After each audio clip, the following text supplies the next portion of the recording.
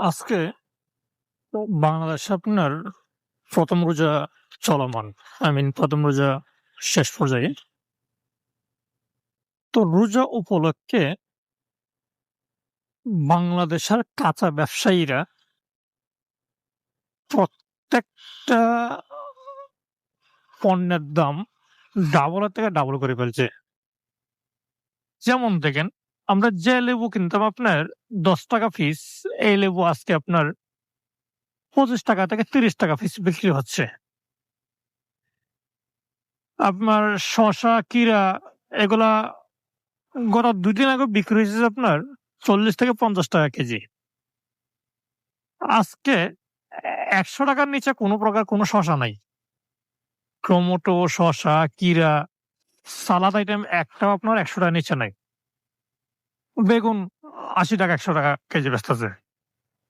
প্রত্যেকটা মানুষ ব্যবসায়ীদের সাথে যেটুকু কথা বলে সাংবাদিকদের কিছু কথার উপর ভিত্তি করে কথাটা বলতেছি।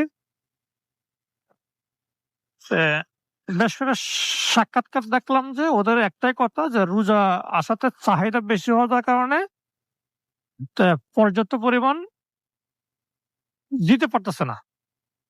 কিন্তু আমার কথা হচ্ছে চাহিদা বেশি হয়ে যাওয়ার কারণে তো আপনার জিনিসের দাম বাড়ার কোনো কারণ নেই। চাহিদা যতটুকু আছে ততটুকু মানুষ কিনবে, না থাকলে কিনবে না। না থাকলে কিনবে না। কিন্তু চাহিদা বাড়ার সাথে আপনার দামের সম্পর্কটা কোথায়? তো এই যে মানুষ আপনার সারাদিন রোজা রেখে একটু ইফতার করবে। যারা ব্যবসায়ী তারাও রোজা রাখে। আল্লাহ কি তাদের এই ইনকামটা কি কবুল করবে হালাল পথে? মানুষের গলার মধ্যে ছুরি বসায় দিয়ে যে যেমনে পারতেছে প্রত্যেকটা জিনিসের দাম নিচ্ছে। আপনার একটা লেবু কি করে ৳২৫ হয়?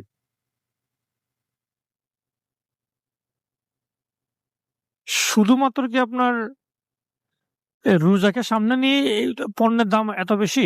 কেন ভাই?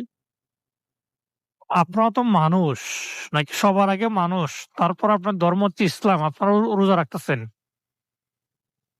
আমার মাথায় বাস্তব টোটালি কাজ করে না যে চাহিদা বেড়ে গেছে বিধায় কি আপনার জিনিসের দাম এভাবে ডাবল হতে ডাবল হয়? একটা লেবু যেখানে ছিল যে আপনার ৳১০ এটা ৳২৫ বা ৳৩০ কেমনে হয় ভাই? ৩০০% কেমনে দাম বাড়ে একটা জিনিসের? এই জাতি আসলে এই জাতিকে আপনি কোনদিন শুধরাতে পারবেন না। কারণ এই জাতির চরিত্রে ঝামেলা আছে, ক্যারাক্টারে ঝামেলা আছে।